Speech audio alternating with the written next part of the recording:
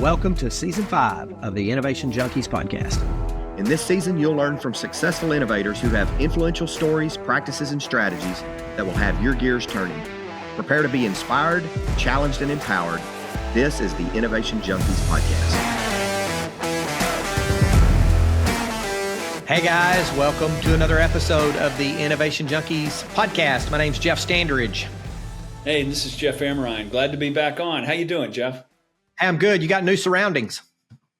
Absolutely. Actually, down in South Texas with a new grandbaby that was delivered earlier this week. So, congratulations, man! Helping out with the kids. How many does this make for you now? Up to 5. Got enough for a basketball team now. So, all right. But I think they probably got my basketball skills. So yeah. No Won't chance. Be long. You'll have a couple of subs. There you go. Exactly. Very good. Very good. Well, our last episode of the season, season 5. Hard to believe. 5 seasons. How is it that we haven't been canceled yet? That's what I want to know. You know, we probably have, just nobody told us. That's probably right. Well, I got a couple of questions here in the last week or two around, just what is it that Innovation Junkie does? So we occasionally will reference it on a podcast. We'll say, well, when we work with clients in this manner, we do X and Y. I thought it might be good just to give our listeners a little more of a taste of Innovation Junkie and what a customer journey with us looks like, and see if we can answer some of those questions. What do you think? I think that's great. So why don't you lead us off on how a typical engagement starts? Yeah, clients come to us with different requests. So they may come in the door and because of the name innovation, they may come to us and say, Innovation Junkie. They may say, look, I need to do something around innovation, or because they know we do a lot of work around strategic growth planning and helping them kind of chart new paths. They may come to us saying, I need some of that, or I need some executive development. And similar to what a good pediatrician will do when a parent will come in and said, my child has green stuff in his nose, I think he needs an antibiotic. A good physician will say, well, you know what, you may be right, but why don't we step back and do a little bit of an assessment, and let's confirm our hypotheses or confirm our suspicions, and maybe do a little discovery work. So we tend to do that with our Growth DX. That can be located at growthdx.ai. That is our proprietary strategic growth diagnostic that it's a fairly simple process, takes about 30 minutes or so per participant to complete. Usually we have between 5 and 12 participants from a company, and they're the top executives within that company. Everything from the CEO down to pretty much his or her direct reports, because they are the experts in terms of how that business operates. And we actually have each of them individually complete a best practices assessment against probably 70 different best practices categorized into a handful of diagnostic domains like revenue velocity, which is the speed, power, and effectiveness of their sales, marketing, and messaging efforts, organizational effectiveness and operational effectiveness, leadership effectiveness, innovation readiness, digital readiness, and financial disciplines. And so they assess the company against those best practices. We provide a heat map back to them, showing them the red, yellow, green areas, focusing obviously on the red and yellow areas for the most part. And then we tend to provide them some type of ROI analysis back that gives them an indication of, do they have profits locked up in the company that they might be able to unleash by focusing on a disciplined approach to bringing those best practices out in their company, or to practicing those best practices, so to speak. And so that's generally where we start. It's a good way of turning the mirror back around. And it's one of those sort of self-assessment things where at that point, it's not us coming in giving them a bunch of advice. That's right. It's their assessment, the people that ought to know the business the best about where they are on some key areas. That's right. We also have a number of open-ended questions where these senior leaders of the organization answer some more open-ended questions about what's your greatest leadership challenge, what's your greatest challenge around financial disciplines or around sales and marketing and what have you. And so we analyze that information, both the numerical assessments and the actual qualitative assessments, and we provide back to them, as you said, that mirror. We turn the mirror back and say, this is what the people in your organization who represent the experts in terms of how your business operates, this is what they have to say about your company. And because we've been doing this for a number of years and we have a number of clients under our belt that we've worked with, we are able to provide them some recommendations to say, this is where we recommend you consider going down this path or this path. Here are 2 or 3 things you might think about. Here are some things that we've done with other clients that had similar results from their Growth DX and what we recommended to them and what have you. So that's our Growth DX. That then usually leads to some type of an engagement. You know what? It may not lead to any engagement. It may just lead to, here's the assessment and here's what we would recommend, and you and your team, to the degree that you think that you are ready, willing, capable, and disciplined, you can implement any remediations yourself if you want to. And so we provide all of that back as a result of that growth. No obligation. There's no obligation at that point. We haven't charged them anything. It's really an assessment. But what we have found is about 9 out of 10 times, it illuminates things where they really do feel like they need some intervention or they need some help. Right. So what are some of those next things we would typically do? One of those things is what we call an innovation sprint. Let's say that they're just hung up on several real deep challenges in the organization that they don't really know how to solve problems. Then we might bring together a little wider group of folks throughout their organization and run a day-long innovation sprint or a multi-day innovation sprint, where we might pose a challenge question to them, something along the lines of, what one problem or opportunity, problem if you seized it, if you solved it, opportunity if you seized it, would be a complete and total game changer for your organization. And we use a bit of crowdsourcing from folks within the organization to identify what those things are, and to provide some down selection, some analysis of those, some down selection of those, and then ultimately help them spin up 2 or 3 initiatives around solving those particular challenges. The next step might be an actual full strategic growth system implementation, where we might, we steer clear of using the words strategic plan, because those 2 words are used so badly and done so badly in so many organizations. Where we find is it's real easy to put a plan together. Where the rubber meets the road is, can you execute against that plan? So we've developed our own proprietary strategic growth system that borrows from some of the best thinkers around the business world, including our own experience and expertise, and help our clients develop usually a 3 to 5 year strategic growth plan, and then an execution system wrapped around that strategic growth plan. That's usually a 12-month engagement at minimum. A Growth DX is a very short-term kind of thing, no cost, allows us to turn the mirror back on them. Then there's the innovation sprint that might run anywhere from a day or 2 to 6 or 8 weeks when fully baked. A strategic growth system implementation is a minimum of a 12-month engagement, where we're actually working with them a couple of days on the front end, maybe another series of a couple of days, depending upon the need, and then every quarter we're bringing them back together and assessing accountabilities against that growth plan and what have you. Jeff, a question for you as part of that, maybe to add some additional context. In order for a client to get the most utility out of that process, what's essential? What do they need to do from a senior leadership standpoint to get the most value out of going through a strategic growth system implementation process with us?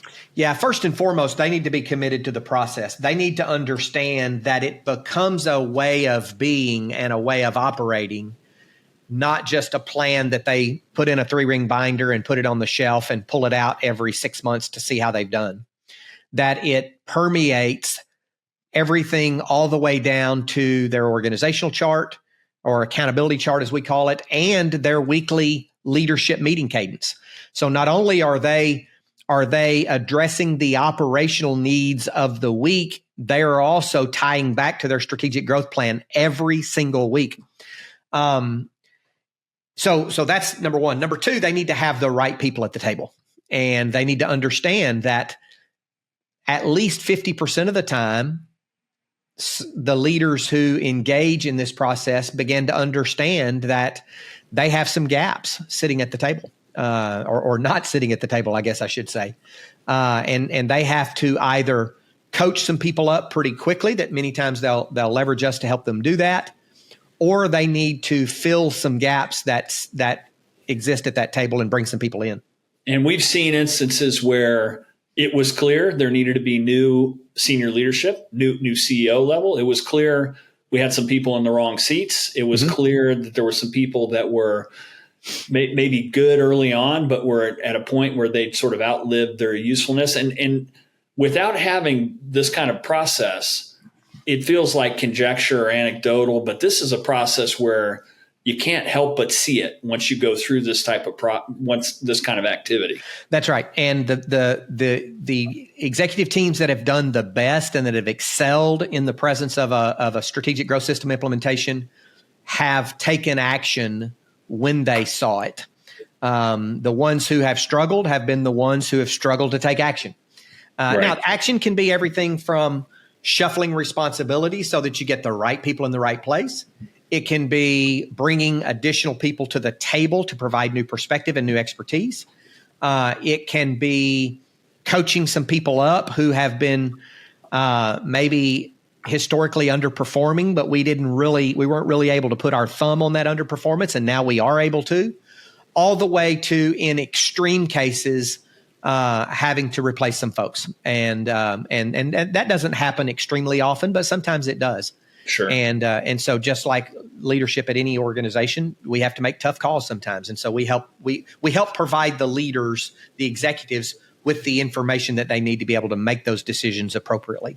Absolutely. Sometimes that strategic growth system and the growth DX in tandem will very early on point to a deeper engagement, which we refer to as an organizational transformation engagement. And we're involved in and have been involved in at least 3 or 4 of those just in the last few weeks and months, where we completely, in tandem with the executive team and the board. So one thing I didn't mention, sometimes the board hires us, sometimes the CEO hires us with board approval, but almost always there's some level of board engagement in what we do. And when it's the CEO that hires us, many times we are presenting to the board updates and fielding questions from the board in terms of what's going on and providing that third-party advisory level guidance to the board and to the executive team. But sometimes we find that we need to do a complete organizational transformation. You just pointed out, where we help them search for a new CEO. We've done that at least 2 or 3 times, where we've participated in helping them find a new CEO, or maybe bringing in a COO or another C-level executive to the team. Maybe the transformation is focused on a particular area, like their sales and marketing organization or their technology organization. And so we're able to do deep dives into those various functions within the organization as well to help them do that. We're constantly looking across the organization and all of our interactions for what I would say are the indicators of culture. Back when you and I were working on the line as line managers within large organizations, culture was something that was generally relegated to the HR department. It seldom entered into the C-suite conversation. Yep. But since that time, culture, strong positive work cultures have been positively correlated with virtually every indicator of business performance. And so over the course of the last, call it decade to 5 years, culture has kind of catapulted itself into the C-suite conversation.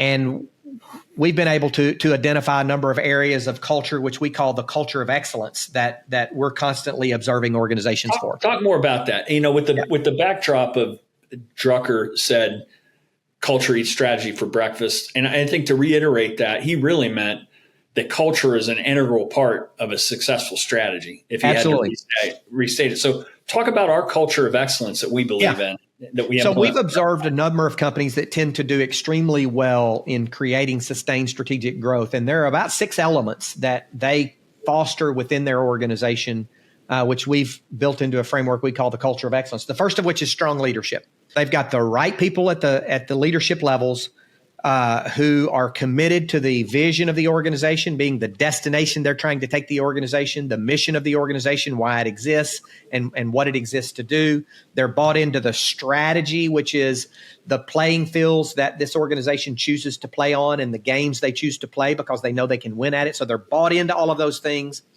And they create the number 2 item, which is clarity and focus.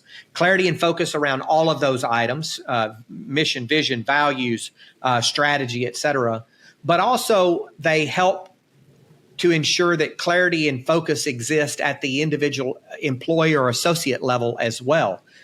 They help employees understand how they contribute to the common good of the organization versus just coming to work and doing tasks every day. That leads then to the third level, or the third element of a culture of excellence, which is engaged and committed teammates. Teammates who are bought in to where we're going. They know how they contribute to the common good. They have individual competence, but also clearly defined and accepted roles, and that drives their engagement. I like to talk about the fact that turnover is when someone quits and leaves. Disengagement is when someone quits and stays. And it's probably worse than turnover, right? Yeah. The next element of a culture of excellence is empowering communication. So leaders that have conversations with folks that make them stronger and more confident in dealing with the circumstances they're facing, doing their jobs, overcoming obstacles. They may have to have tough conversations on occasion, but they don't just stop at a tough conversation. They circle back around and try to help that person feel empowered, which is stronger and more confident in moving forward. 100% accountability is the 5th element. That's a binary equation. If I'm accountable to you, then I'm come hell or high water. I'm going to do what I said I'm going to do when I say I'm going to do it. And the first possible moment I see that there's a potential snafu there, I'm going to come to you and say, hey, look, I'm in trouble. There's a risk with me being able to do what I said. Are we still on track for the same timeline, or can you give me a few hours or a few days, right? And then finally, this concept of organizational agility. And we generally refer to the management thinker Peter Drucker and also the management thinker Mike Tyson, who said everybody has a plan until they get punched in the mouth, right? And organizational agility is about, getting knocked down 10 times and getting up 11 when you get punched in the mouth. But it's also about anticipating a potential punch, sidestepping that punch, doing things that you can do to prevent that punch and rebounding whenever you do get punched, and teaching that within your organization as well. I love the Tyson reference. And sometimes strategy is about taking $20 million and not punching the other guy at all. Yeah, that's exactly right. I'm not saying he took a fall, but I'm not saying he did either. Versus a YouTuber, so who knows? Yeah. Sometimes you just keep your mouth shut and take that 20 and run. Right. And hug him through the last 3 rounds. Exactly. Exactly. And so as I said, that those organizational transformations and even the strategic growth system are at least 12-month engagements. Sometimes they're multi-year engagements. And usually our clients do stay with us multiple years in both of those scenarios. We've had some clients we've worked with for 4 or 5 years. Some clients we've worked with for a couple of years. Then they took a break and came back to us. And we're willing to do that with anyone that works with us. But what we've developed most recently, which we're rolling out in 2025, is what we call our Strategic Growth Forum. So many of our listeners are probably familiar with peer advisory groups. There are things out there, C12, Vistage, and there are a variety of others out there where there are peer advisory groups that come together on a monthly basis in a very confidential format. They receive some development together with guest speakers, but they also dig into the challenges that each of those businesses are facing, and they serve as sounding boards and peer advisors to one another, along with some quarterly coaching and what have you. And so we're going to be launching that in 2025, very early in 2025, for those folks who maybe don't feel like that they're ready for a full strategic growth system implementation one-on-one with our team, but want to get the benefits of a strategic growth system, and maybe leverage a peer advisory group to do that. So we're going to be rolling that out and be happy to visit with anybody. In fact, we've got some information about that if folks want to reach out to me at Innovation Junkie. Well, talk a little bit more about what kind of commitment that would mean. If somebody's a sort of a C-level person and maybe, a lot of times the reason why these things come about is you feel alone. You don't have peers you can talk to in confidence. Talk a little bit about what level of commitment from them in terms of their time that would be required. And then also how it might be a little different than what they get at a Vistage or a mastermind group or something else. Yep. So first and foremost, the commitment is complete and total confidentiality and discretion. There's generally non-competitive industries at the table. So recognizing that we can all benefit from guidance and advice that comes from executives outside of our industry, but we also don't want to have conflicted interests there by having competing industries. And it's generally about a day a month, 5 to 6 hours per month, including lunch. At the end of each session, there's generally what I would call achievement planning or goal setting for the following month based upon the content from that session. But a session might look like this. We might come in at the start of the session and 30 minutes, we're kind of just getting caught up with each other on, maybe coffee and pastries or what have you. But then when we sit down and dig in, we start by doing a round robin, and we go around and get caught up and say, hey, last month you talked about doing X, Y, and Z before today. Let's talk about, did you do that? And if not, why? And what steps have you put in place to prevent getting distracted next time? And everyone around the table is able to ask each other questions in that regard. So a couple of minutes a person, nothing intensive.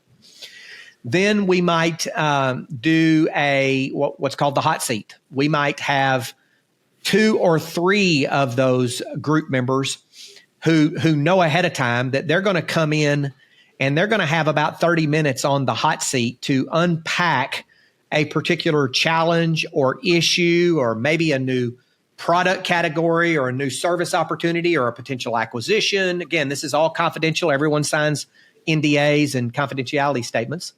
So they're free to actually talk openly about what the challenge is that they're facing. And there's a very specific process we go that enables folks around the room to ask questions, clarifying questions.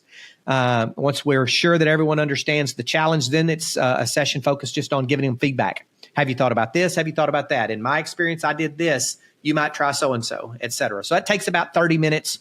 We might run 2 or 3 of those hot seat sessions. Then we're going to break for lunch, bring in a guest speaker to talk about specific development content that's generally identified by the group. So we would do a needs analysis of the group and say, what kind of experts do you want us to bring in this year, for instance? We'd schedule those out through the year. And then we would close the day by everyone sitting down and doing some focused planning for the coming month based upon either that expert session or maybe the things that they established as accomplishments for last month that they didn't get done, and now they know what they need to do to kind of regroup. Or if they sat on the hot seat, their accomplishments for the coming month may have to do specifically with that hot seat discussion. But they plan and share their accomplishments for the coming month. We dismiss, and they go about their remaining 29 days of the month. And about once a year, we're also going to use some of our proprietary tools like the Growth DX to see where they are in that journey, to go through and do a little bit of that organizational assessment. I guess that's one of the things that's pretty significantly different than what you get from a Vistage or other groups, and that there are some proprietary tools that we'll use. That's right. So they're going to get the opportunity to kind of self-implement a strategic growth system. So we would start the year with a Growth DX and a strategic growth planning retreat. And that would take place on the front end. Then we would go through the normal cadence of monthly meetings. And then the start of the next year, we would likely have a couple of people who would roll out and a couple of people who would roll in. And oh, by the way, once a group is established, they generally get input into when and whom we accept new members and whom those folks are. And we would do another strategic growth planning retreat to enable folks to update their growth plan based upon everything they've learned in the previous year. and hold each other accountable. So it's a peer advisory, it's an accountability, it's a networking, and a referral group kind of all rolled into one. That sounds awesome. And if our clients or potential clients want to learn more about it, what's the best way for them to do that? Best way is just to email me directly. They can go to innovationjunkie.com and fill out an information form, or they can just email me directly at jeffs@innovationjunkie.com. Awesome. I think we just about landed the plane, didn't we? I think we did. Those are really the ways that our customers tend to journey with us, and we tend to journey with our customers. And so we've been doing this for 5 seasons, and we've never really talked about what we do. Although in season 3, we did spend some time deep diving into various elements of how we approach a strategic growth system, how we approach a culture of excellence, how we approach a variety of things. So if you want to learn more, maybe deep dive, we've talked about the customer journey, but if you want to deep dive into our philosophies and our approach to many of these things, you might look back at season 3, and we'd be glad to answer any questions. And we were younger and way better looking then too. So it'd be, a lot less gray hair. This is great. I really enjoyed it. Super. Well, hey, it's been a great season, Jeff. As always, I look forward to thinking about what season 6 is going to look like and sound like. So I would encourage anybody that's an avid listener out there to do a couple of things. Number 1, subscribe to our podcast, subscribe to our YouTube channel, leave us a review. Number 3, and number 4, give us some feedback about things you'd like to hear, guests you would like to maybe have us invite onto the podcast, and or specific content or challenges that you're facing that you'd love some help with. And we'd love to bake that into the season 6 plan. Man, outstanding. I'm looking forward to next season already. Good stuff. Hey, guys, this has been another episode of the Innovation Junkies podcast. Stay tuned for season 6 coming before you know it. Thanks so much. See you next season.